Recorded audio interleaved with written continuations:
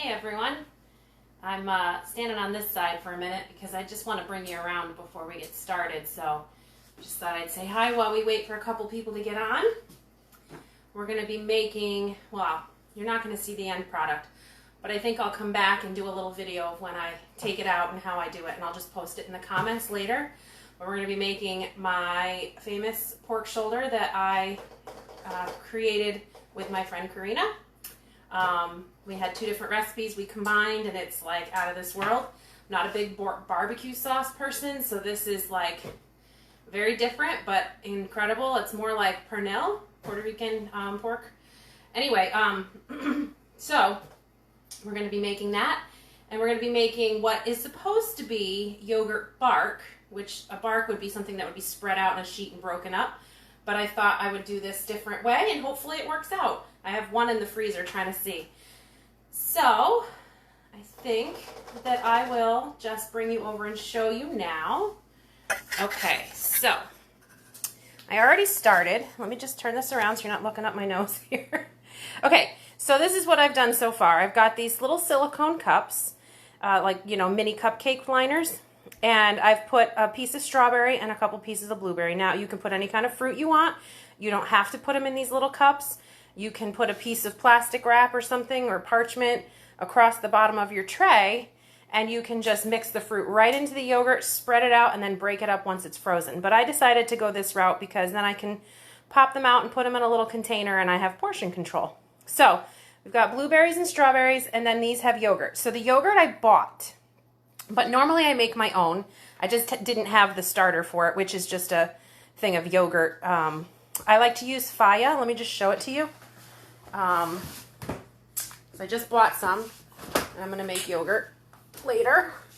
So I like to use this brand, 0% total. I don't need any fat. I don't need any, you don't want any sugar. You want it plain. So I use that. Good morning. And I will do something about making yogurt soon as well, because I know you guys are going to want to know how to do that. But, whoops, my fridge is not closing. So I did this. I just bought the yogurt and I sweetened it myself. I bought plain, sweetened it myself. That way I don't have all the extra stuff and the sugars. So I think I'm going to just put you right here so you can watch this instead of watch me, so you can actually see what we're doing. So let's see. There we go. Okay. So I tried my medium scoop. The medium scoop was it was too much. So I have this little small scoop. This is the Pampered Chef one, but if you have a different one, that's fine too. And I just kind of let it drizzle in. And sometimes I need a little bit more and sometimes I don't, just depending on how big the fruit is. Like that one, I'll probably put just a little bit more in. And you can make them in bigger silicone things. You can make them, like I said, as the bark and just flat on a tray and break it up. But it's a nice, refreshing little frozen yogurty treat that you can have in your freezer and just take one or two out, pop them in your mouth if you need a little sweet fix. So I did them on this tray and in these things this way because I think what I want to do, and I don't know how this is going to work because, like I said, this is supposed to be laid out on a tray, and I'm kind of changing it up a little bit, is I think what I'm going to do is when it's all filled, some of these I can see the berries a little bit too much, so I'm going to fill them up a little bit more, is I'm just going to tap the tray, you know, onto the bench here so that the yogurt kind of falls in a little bit more. Whoops, I just got that everywhere. Put a little bit more in that one. Whoop, that was a bit more. That's okay. All right, so they're filled up, and then I'm just going to do one of these and try to get the yogurt to kind of settle in a little bit more. Okay, and I'm going to throw these in the freezer. Let's see if this one is frozen yet. Nope. I have one in there that I started earlier, so hopefully that one will freeze by the time we're done so we can see how it worked out. But no promises on that, so throw this in. Okay, so before I put you back, I want to show you what I already started. And bring this pork. You know what? I'm going to bring you just over here. It's going to be better that way so you can see what's going on. Okay, so I'm making my pork shoulder. Now I'm doing two because why not? If you're going to go to the work of doing it, do it at the same time and freeze a bunch of it. So that's what I'm doing there. So that's why I'm doing two.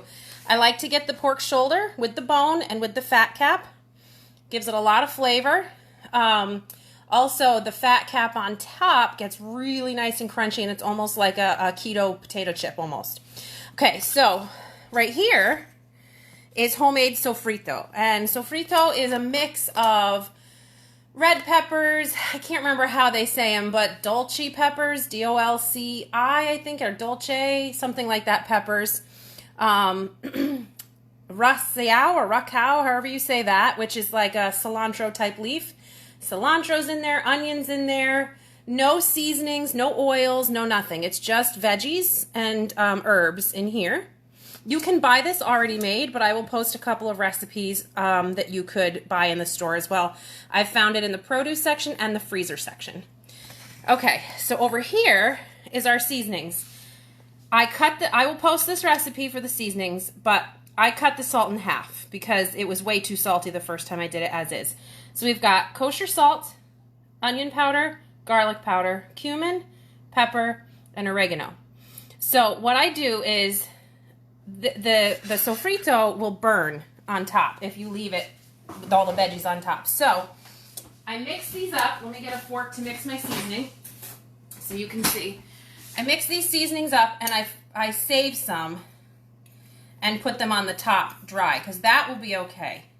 Right now my oven is preheating at 500. That might sound crazy, but it's just for 20 minutes just to start the skin process and the cooking to just kind of get it fired up. Because if you do the skin right, it's so yummy. The other thing is I have made this recipe in a really nice roasting pan. I've made it in other kinds of pans. Honestly, I don't know why. There's probably some sort of science behind it. But these throwaway metal pans are the only way to go. So I just mix most of this in. Remember, I leave a little back. I see a little unmixed there, so let me just do that real quick. I leave a little back so I can put it on the skin. And then I just mix this all together. It's really quite simple. Mix, mix, mix, mix, mix, mix. Okay. And the reason I do it this way is because, put a little bit more in there, because I don't need that much for the top. You don't want to be, mixing it all in your hands and putting it in. I don't know. That's, you don't want to contaminate stuff or whatever. So that's why I leave a separate bowl here. Okay. So let me see if you can see the pork. All right, here we go. So I'm going to have to step away and wash my hands in a minute, but so I already patted dry the tops so that the stuff will stick well. It'll get a little bit wet from flipping it over, but so I'm going to flip these over because this is where I want all of this to go. And this, it's okay if it falls all over in the pan because it adds when all the juices start going and you shred it all up, it all mixes right in. So that's fine. So now that my hands are contaminated, it's okay because I'm going to put it all on here. And I just load it up. Load it up. Garlic's in here too. I forgot to say that.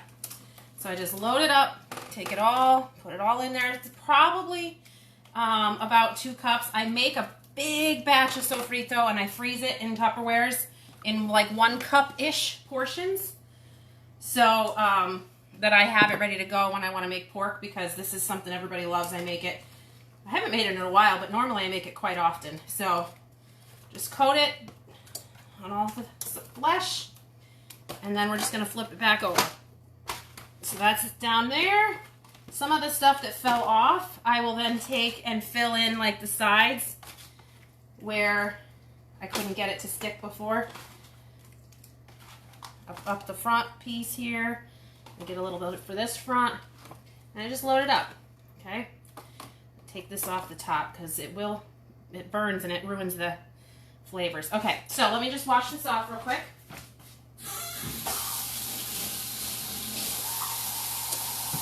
So the reason why I prefer the metal pan is for some reason in the regular pan it doesn't create enough juice. I'm not sure why.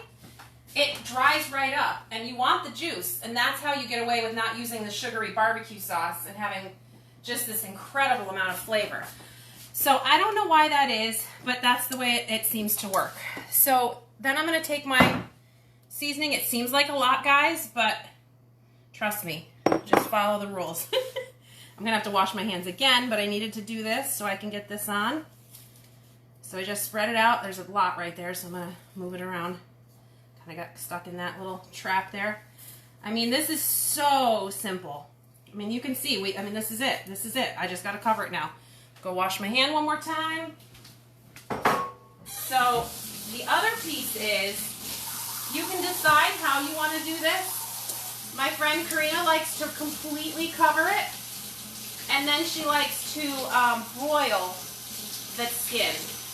I prefer to cover it as best as I can to keep as much moisture in the pan as possible and cook it with the skin showing. I just like that slower cook on the skin. I just feel like it gives it a better flavor. So what I do is I go like this, and then see if I can rip some of this off to the other side.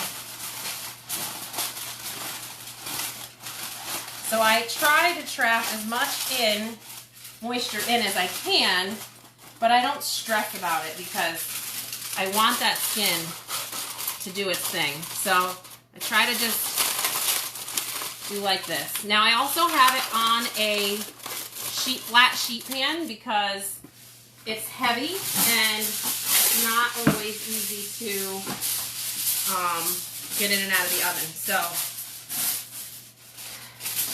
put a little bit on the side.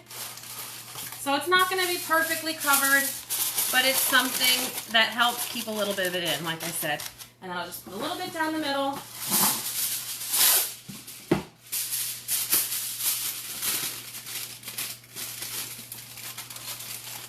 There we go. And that's the pork shoulder. I mean, how long did that take us? I mean, 5 minutes? Okay, so I'm going to throw this in the oven. Now, you want to cook this for 20 minutes at 500, and then you lower the temperature. Okay. You lower the temperature to 300. Let's turn this around. You lower it to 300, and you do 45 minutes per pound.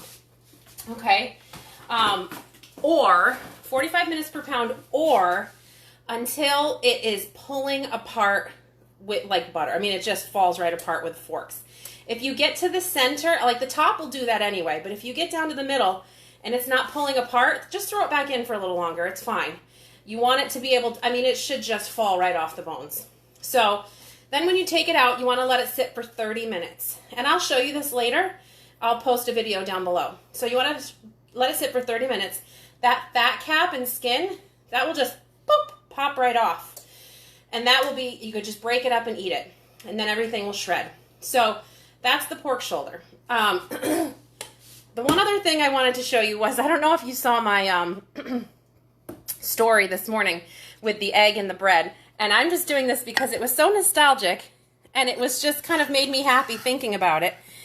I had forgotten all about this, and I was flipping through. I need a cutting board here. I was flipping through, get this seasoning off. Was it Pinterest, or I can't remember where I was. And I saw this, and I was like, oh my gosh, I remember eating these. Okay, so by the way, if you're looking for a good, soft, sandwichy sprouted bread, it's hard to find, but the Pepperidge Farm whole, sprouted grain, very good. Very excited to have found it because COVID made it disappear for a while. So, I don't know if you've done this, and if you have, I want to know what you called it, because so far today I've seen people say they called it toad in a hole and egg in a hole, maybe? I can't remember what the other one was. But my mom called this, although yesterday when I asked her what she called it, because I couldn't remember, she said toad in a hole as well. I had never heard her say that one. But bird's nests. And we used to love eating these. So you butter both sides of your bread. Hopefully you can see that. Can you see that? Yeah, okay. Both sides of your bread, and you can use a glass, you can use whatever you want. I just happen to have this cutter. And you cut out the center, and you pop it in your pan. Okay, but don't get rid of that, because that's like gold. It's like grilled cheese without the cheese. You fry that up after. And then you just pop one egg in the center. By the way, I crack eggs weird. I bang them against each other. Only maybe once, maybe twice have I had the second egg crack at the same time. And then you put this in the center. Okay. I probably should have heated my pan up, so it'll be a second, but I put a little salt and pepper on mine. Okay. Put this away. Let that cook up. So, what do you, excuse me, what have you called it? Anyone who's on, do you have one-eyed sailor? Interesting. Okay, I've never heard that one. That's great. A shot glass? Yep, a shot glass works well too. Yeah, and I mean anything you can get, depending on the size of your bread, to cut that hole out.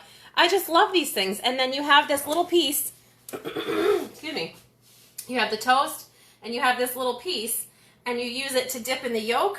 It's amazing, so good. Let me check on that yogurt real quick. Well, it's not quite ready, but you get a general idea. So let me just, so remember we were making these here. You can see it's starting to take shape here. It's not quite ready, but let me see if I can dump it out onto a plate. I don't know what's going on here, but let's see if I can do this. Okay, well, I didn't get all of it out, but you get the idea. My goodness, what was going on here? Egg in a basket. I thought I had heard that one that way before while that's cooking. So, so this is the, can you see it? The little yogurty thing. So let's just give it a go here. Well, see, it's not staying together. Yeah, that's fun. I think for like a kid snack or for us, an adult snack, I think that's a good little way to do that. It's nice and refreshing and cold, a nice cold burst in your mouth. Really good. Okay. The pork smells so good already, and we literally just put it in. It's like, oh my gosh. So anyway, I don't want to make you sit and wait, but it's not, come on, let's go. Cook, cook, cook.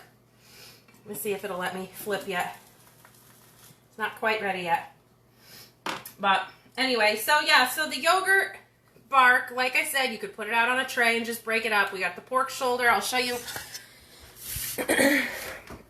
So it fits all the way across the regular size oven with that tray sticking out a little bit. And we'll just leave it in there. The yogurt, yeah, it was frozen. I put it in those little cups with little berries and yogurt and throw them in the freezer. Then you can pop them out. That one wasn't quite frozen enough yet because I thought it would freeze faster. But you pop them out, put them in a little Tupperware, keep them in the freezer, and then you can just pop it in a little frozen yogurt bite. Let's see. Oh, I didn't wait. I'm impatient, people. This is what I get. It wasn't ready. I want you to see it flipped. Well, you get the point. I don't want to break the yolk. It ruins the whole effect. So, I will just end it there. And I will do, like I said, I'll do a little video later of me shredding up the pork, showing you the fat cap coming off, what it looks like. Again, 500 for 20 minutes, 300 for 45 minutes per pound, 30-minute rest, shred it up. And that's going to make a ton of pork. So I'm going to put that in smaller containers, and I'm going to freeze it. And when we want to have company over, I'll just pop one out. Also, when I eat it, I serve it with coleslaw, which I make, which you can buy if you want, and rolls, or coleslaw and rice, depending on what people want. But apparently, traditionally, you put that coleslaw right on top of that pork, right on top of that roll, and you eat it like that, and that's killer. So that's what I do with my pork. So anyway, yeah, I guess that's it. So thanks for coming, guys, and I had to pivot today because the ladies are not coming over, so I had to last minute decide what I was making. So thanks for bearing with me while I kind of came at this a little unprepared. Anyway, have a great day, guys. We'll see you next week. Bye.